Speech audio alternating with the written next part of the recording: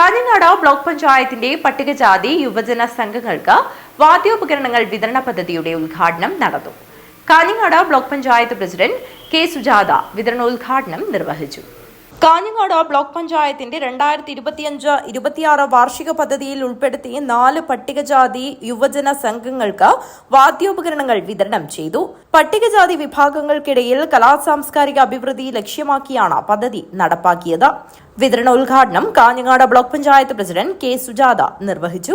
Block പഞ്ചായത്തിന്റെ scheme പ്രകാരമാണ് നമ്മൾ കുറച്ച് കാലങ്ങളായിട്ട് നമ്മുടെ തെയ്യം കലാകാരന്മാർക്ക് ഇങ്ങനെ ചെണ്ട മറ്റ് വാദ്യോപകരണങ്ങളൊക്കെ വിതരണം ചെയ്യുന്നത്.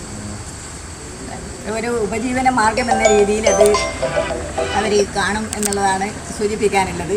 തീർച്ചയായും സാധാരണക്കാരായ ആളുകളെ ഒന്നിച്ചു നിർത്തിക്കൊണ്ടുള്ള ഒരു പദ്ധതികൾക്കാണ് നമ്മുടെ ബ്ലോക്ക് പഞ്ചായത്ത് എപ്പോഴും